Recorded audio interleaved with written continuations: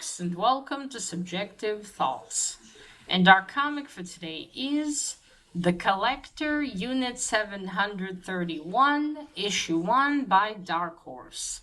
Now, there is some violence, death, experiments, and a virus in this one, so if you are in any way squeamish, you have been warned. Also, spoilers. Alright, here's the team.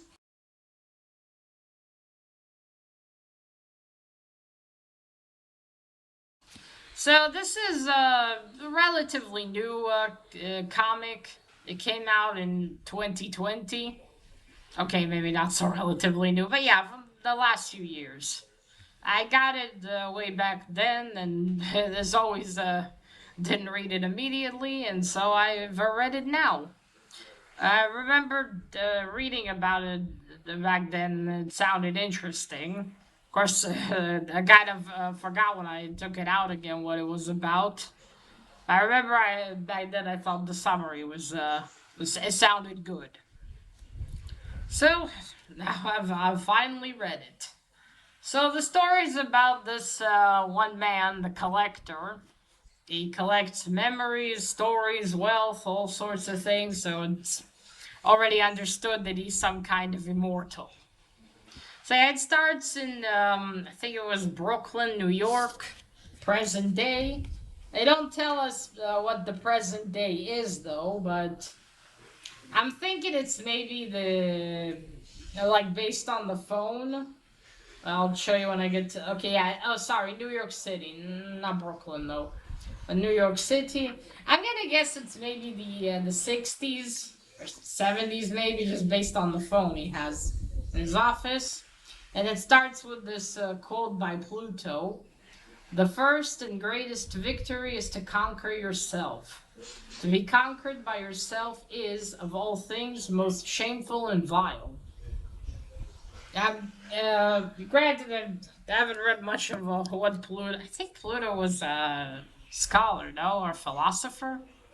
I don't even know. I just heard of him, but I don't understand what the quote has to do with the story, like how it relates exactly.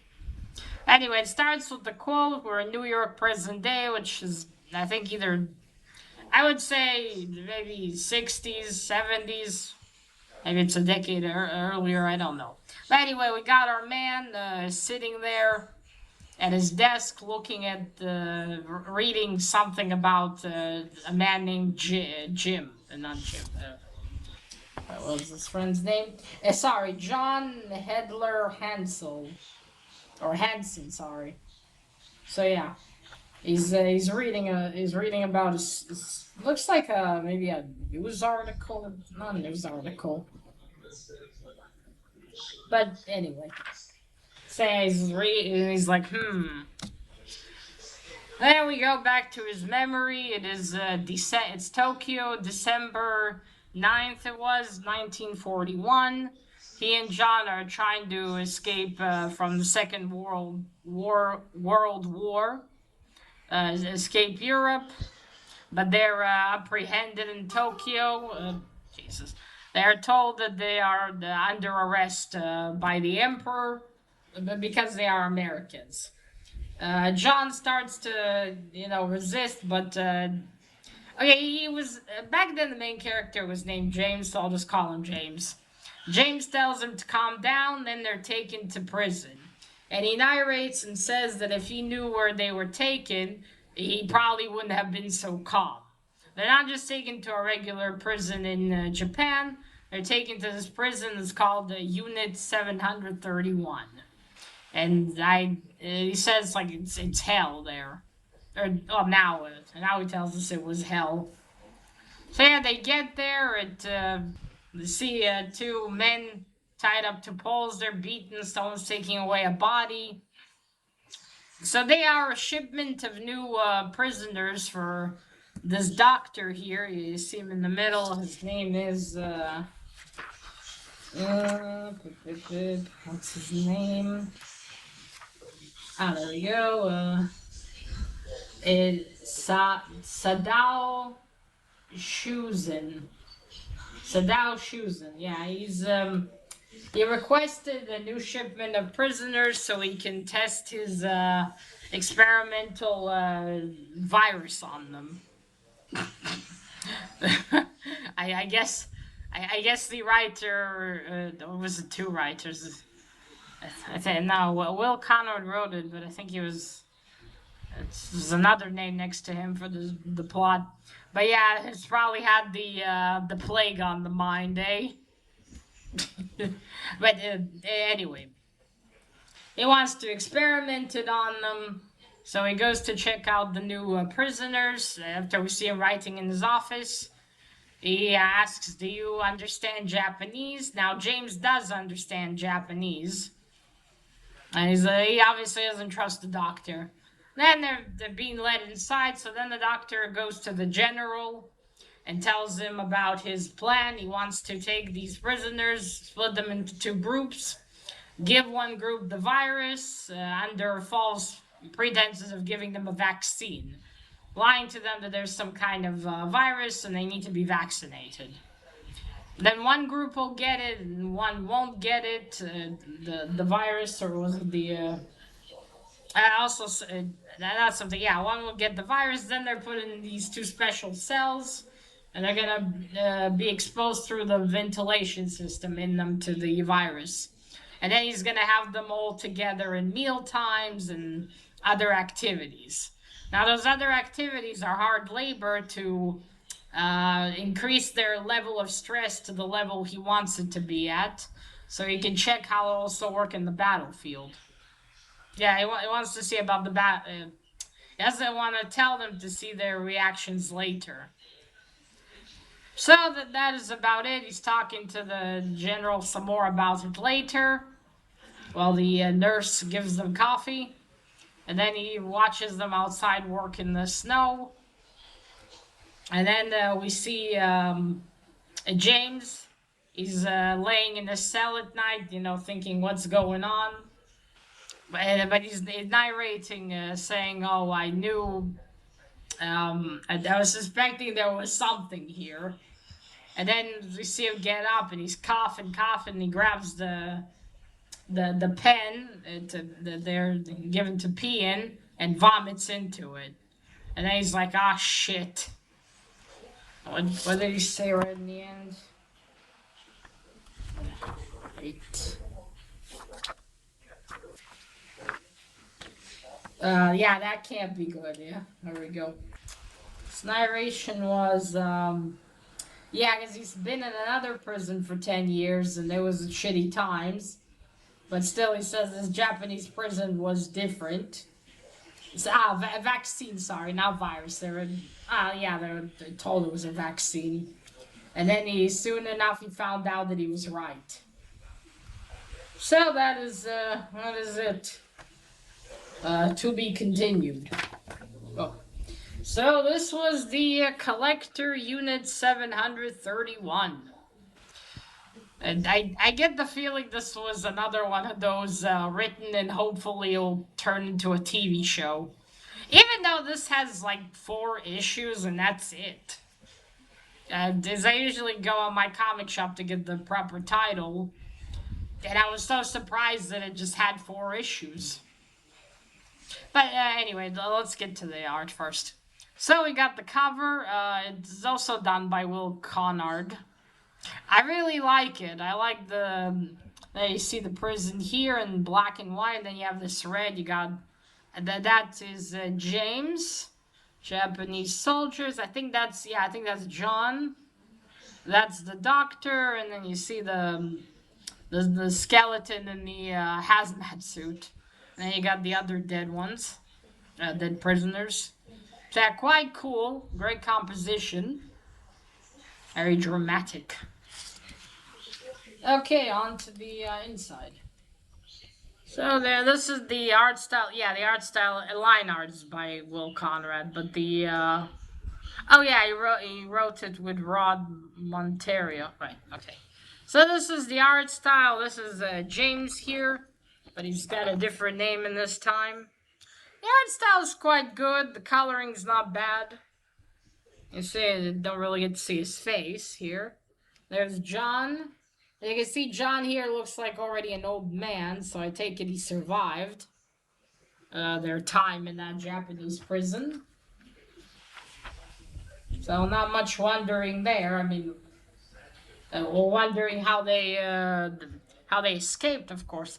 Oh yeah, and while they're being like prepared for this testing, the experiment, they're taking blood samples from them, and James tries to steal the blood sample, but sadly the good old doctor notices and takes it away from him.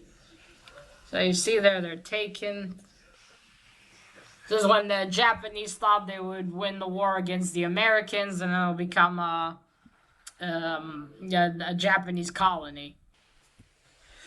Yeah, we all know how that worked out. Ooh. A pointless war. So yeah, good art. Good art. As the colors match this like dark theme. I mean the mood.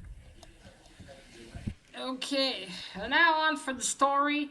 The premise is very interesting. I will say I'm disappointed that you don't get a bit of information about how James became immortal. Like, you'd think there'd at least be, like, a little bit about that. Like, how, you know. Although, granted, maybe this is something that's revealed later. But I still wish there was a couple of lines on it. Because, okay, he's immortal. At least it seems he is. Because he said, I have many lives, many names. So you would presume he lived a fucking long time. But, you know, how did he get it? Is it related? Can you see the difference in his blood? Is that why he tried to steal the blood sample? Not that it would have helped. I mean, the doctor was just taking another blood sample from him. It's not like he can escape. So yeah, is it in his blood? How did he turn immortal? Or at least, or lived so long. I'm not certain that he's immortal, but it sure seems to imply that. I wanted there to at least be a little bit more about that. But other than that, this was a pretty good first issue, but not really a lot happened in it. I noticed this is a trend in the last few years. A lot of publishers seem to make these short series. They're usually like 4 comics, maybe. Granted, I'm not sure if this is the case here. Maybe it was planned to be a long series, and just didn't get enough interest, so it discontinued. Or maybe it was supposed to be a 4-issue miniseries. My point is, this kind of story feels like it needs more than 4 issues. Because look how thin this is, yeah? This is pretty thin. Like, you'd expect there to be some more here, you know? What are you gonna tell in these 4 issues? Granted, it could be enough, but I just wish there was more. Like, this is so short that something like this is just not worth picking up the single issues for me, because I won't just want to read it. I don't give a shit about the covers, so this kind of thing is just, what's the point? I might as well wait for a trade and get that. And not bother getting the single issues, because it's one of those you can just read in one sitting, you know?